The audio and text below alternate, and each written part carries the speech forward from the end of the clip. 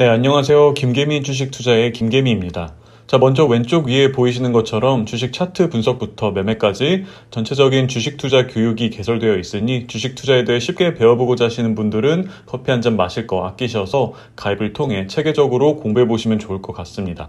오늘은 오랜만에 대형주인 셀트리온 헬스케어에 대해서 분석을 해보도록 할게요. 셀트리온 헬스케어는 다들 아시는 것과 같이 램시마, 트룩시마 등의 바이오시밀러 의약품의 글로벌 마케팅 및 판매를 담당하고 있는 기업입니다. 제약주이면서 성장주로서 시장에서 높은 기대치를 받고 있는 기업이죠. 차트를 먼저 보도록 할게요. 월봉을 먼저 보도록 하겠습니다. 셀트리온은 지금까지 우리가 함께 공부했던 바닥에서 실적이 턴어라운드 하면서 주가 또한 함께 상승 반전하는 종목이 아니라 이미 추세적인 상승 반전은 2019년 말에 시작을 했으며 장기적인 상승 추세 안에 있는 종목입니다. 보시면 장기적 관점에서 이 정도 기울기에 상승 추세선을 형성하면서 상승 추세를 이어가고 있는 상황으로 작년 말부터 급격하게 이렇게 상승이 나오면서 상승 추세선에서 위로 이격을 많이 벌렸다가 다시 추세선으로 하락 조정을 통한 수렴이 나왔고 이렇게 거의 추세선에 맞닿은 상황이에요. 여기서 우리가 판단해 봐야 할 것은 주가가 이렇게 추세선에서 다시 지지를 받고 상승 추세를 이어갈 것인지 아니면 이 추세선을 하락 돌파하면서 하락 추세를 계속 이어갈 것인지를 판단해 봐야 할 것입니다. 주봉을 보도록 할게요. 자, 아래에서 이 정도 기울기에 상승 추세선이 형성이 되어 있으며 올 1월에 이렇게 최고점을 찍고 나서 차익 실현 매물들이 나오면서 지금까지 4개월이 넘는 기간 동안 비교적 긴 하락 파동이 이렇게 나오고 있는 상황이에요. 아마 개인적인 생각으로는 이렇게 거래량이 많이 터지던 고점 부근에서 개인 투자자분들이 굉장히 많이 물려 계실 것이라고 생각을 합니다. 많은 개인 투자자분들이 쉽게 고점에 물리는 이유는 시장에서 이미 주목을 받고 급격하게 상승하고 있는 주식을 그저 계속해서 상승할 것이라는 확신에 차서 큰 비중의 자금을 한 번에 매수하시기 때문일 거예요. 항상 말씀드리지만 주가의 흐름은 투자자들의 심리를 기반으로 파동을 그리면서 움직이게 됩니다. 이렇게 상승 파동이 나온 후에는 하락 파동이 뒤따라올 가능성이 굉장히 높고 이런 하락 파동 후에는 상승 파동이 뒤따라올 가능성이 굉장히 높아진다는 것을 아셔야 하지만 주식을 접하신 지 오래되지 않으셨거나 오래되셨다고 해도 공부에 대한 생각 없이 그저 주위에서 얘기하는 정보들 이 종목이 대박이다, 저 종목이 대박이다와 같은 주변의 얘기만 듣고 이미 급상승하고 있는 종목을 뒤늦게 매수를 하게 되는 경우가 많죠. 이러한 차트적인 부분에 대한 지식이 없기 때문에 이러한 급격한 상승 파동 후에 정상적인 하락 파동이 나올 때 공포 심리를 참지 못해서 이러한 하락 파동의 중간에 손절을 하고 손실로서 투자를 마무리 짓는 경우가 대부분일 것입니다. 그리고는 나는 운이 참 없어. 꼭 내가 사면 떨어지고 내가 팔면 오르더라와 같은 얘기를 하곤 합니다. 그리고 나서는 똑같은 실수를 계속해서 반복하면서도 이를 공부를 통해 고치려고 노력하는 투자자분들은 정말 극소수일 것입니다. 얘기가 조금 길어졌는데 드리고 싶은 말씀은 이러한 실수를 계속해서 반복하면서 손실을 키워가시는 것보다는 스스로 그간 행해왔던 매매들을 잘 생각하시면서 무작정 시장에 계속해서 잘못된 방법으로 뛰어드시기보다는 공부를 통해 조금씩 배워나가시는 것을 추천드립니다. 자, 다시 차트를 계속 보도록 할게요. 현재 보시면 이렇게 고점을 찍고 나서 이런 식으로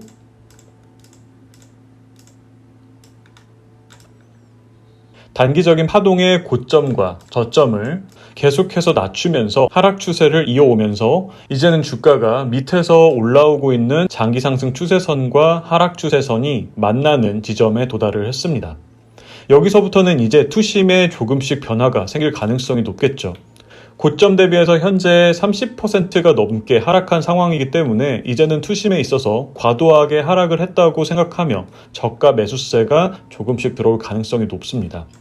저는 시장에서 관심 밖에 있는 대다수의 투자자들이 관심 없어하는 소외주들 위주로 투자를 하지만 시장에서 핫한 이런 대형주들의 투자를 주력하시는 개인 투자자분들이라면 오히려 종목이 이렇게 급격하게 상승을 할 때 매수 접근을 하시기보다는 주가가 상승을 했다가 이렇게 주가가 빠지면서 거래량도 이렇게 하락을 할 때 매수 접근을 하시는 것이 훨씬 더 안전한 투자가 되실 수 있다고 말씀드리고 싶습니다.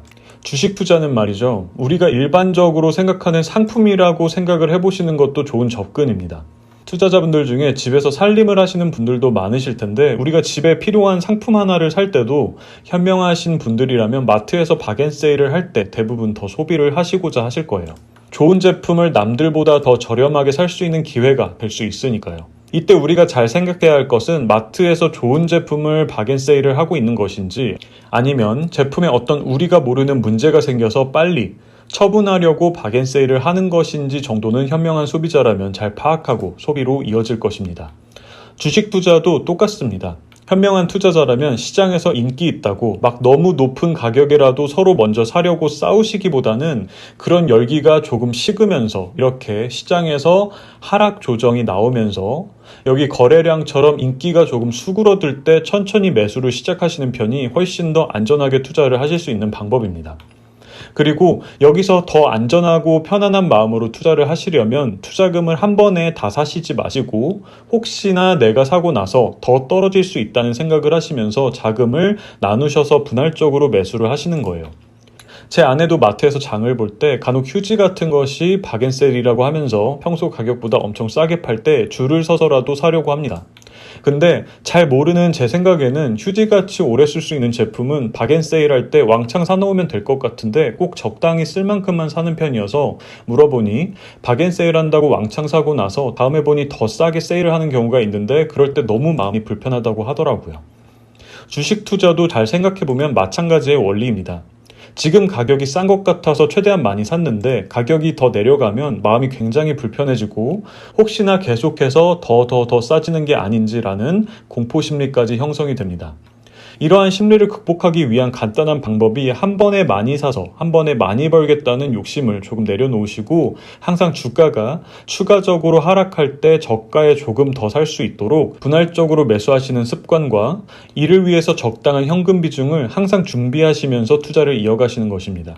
예를 들어 이따가 더 말씀을 드리겠지만 지금 셀트리온 주가가 12만 원 정도 선에서 움직이고 있는데 적어도 지금 투자를 할 때 지금부터 상승을 할 거야 라는 생각만 갖고 투자하려고 하시는 자금을 다 투자하시지 마시고 적어도 지금 12만 원이라면 추가적으로 9만 원 정도까지는 이런 식으로 더 하락이 나올 수 있는 가능성이 있겠다라는 생각을 가지시고 12만 원에서 9만 원까지 하락한다면 대략 마이너스 25% 정도의 손실 구간이니 투자하려고 하셨던 자금을 3등분 정도는 하셔서 장기적 관점에서 지금 자금의 3분의 1을 사고 나서 마이너스 10% 더 하락하면 그때 3분의 1을 더 사시고 또 마이너스 10%가 더 떨어지면 그때 3분의 1을 더 사시는 식으로 항상 하락에 대비를 하시면서 투자를 하셨으면 합니다.